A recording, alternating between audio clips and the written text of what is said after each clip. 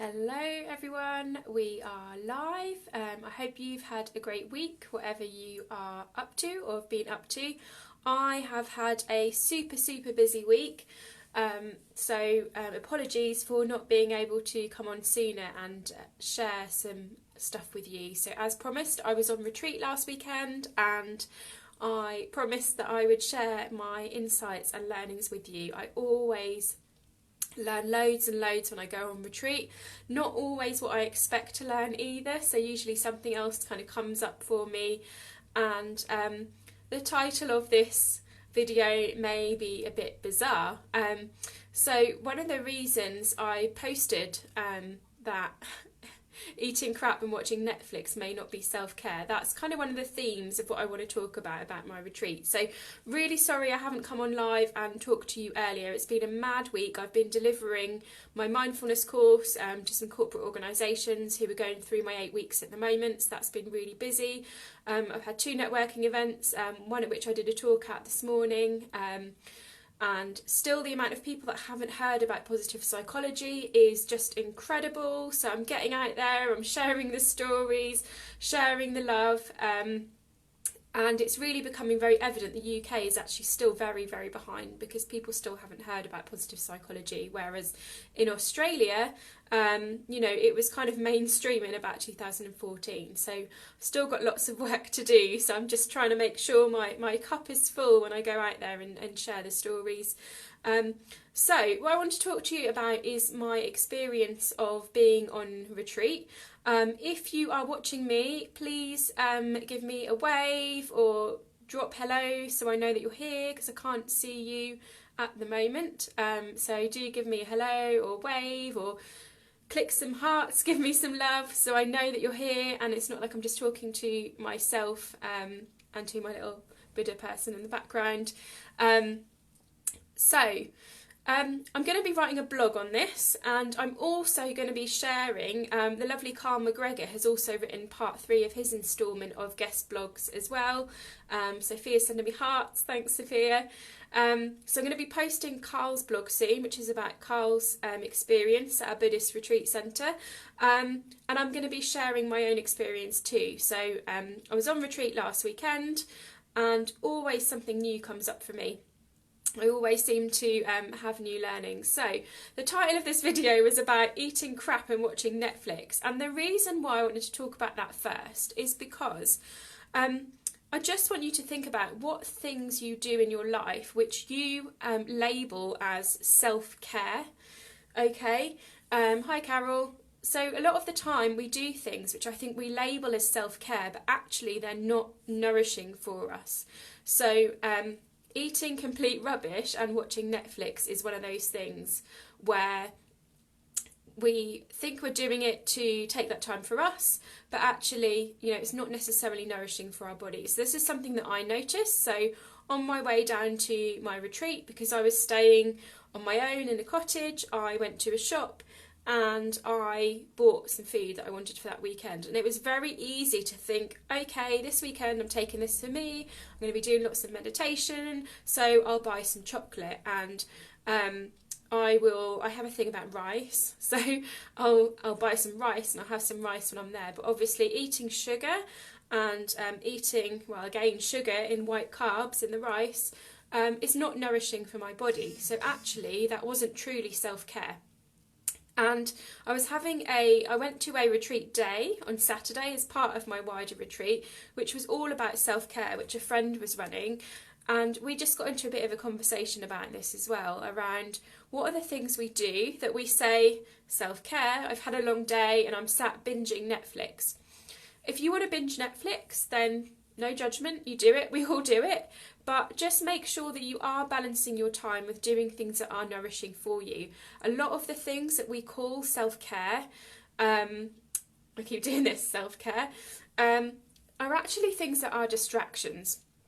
So this is something that I found on my retreat. So firstly, I nearly filled my body with not very healthy food. Had to do a bit of a sense check on that one. And the other thing is that I felt like I wanted to distract myself. So, I'm no saint. I binge Netflix as well. And there was a TV in the cottage, and a couple of times I got really quite impatient, and thought, oh, maybe I could just watch a bit of TV, and then I just caught myself and went, no, why is that happening? And it was because I was becoming impatient. I was becoming impatient doing longer meditations, didn't sleep very well first couple of nights because it was somewhere new, and it didn't feel like a retreat. So I think, again, judgment is a really important thing to think about here. So I'd kind of judged the experience in advance and had said, I'm going on retreat, therefore I'm going to catch up on sleep, and it's going to be a really lovely experience.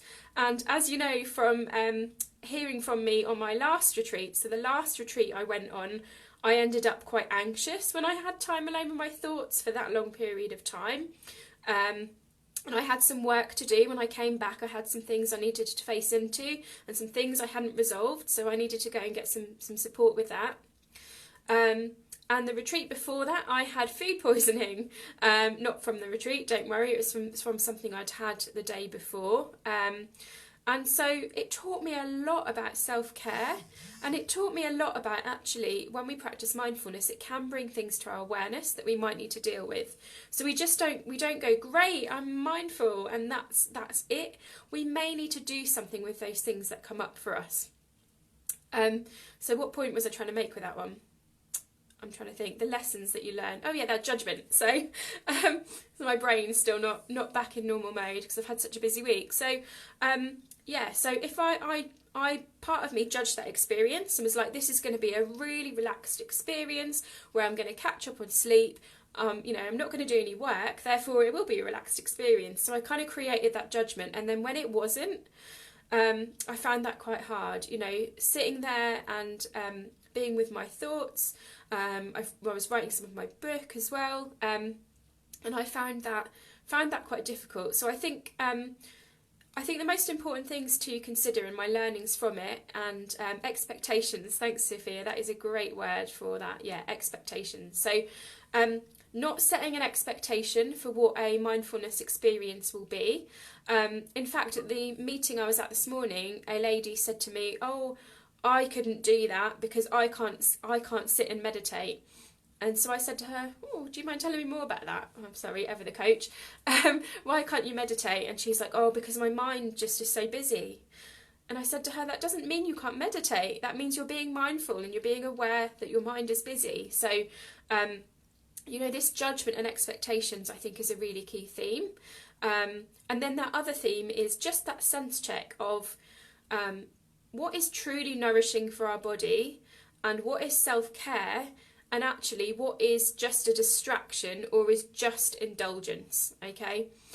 So just think about what you do, and whether those activities, you may have labelled them as self-care, whether they are genuine self-care activities that nourish you, or whether they are actually indulgence. So I think we've all been there where we've had that glass of wine, or we've sat in front of Netflix, or we've been scrolling through our phone as we sit in front of the TV because we've had a long day and we deserve it.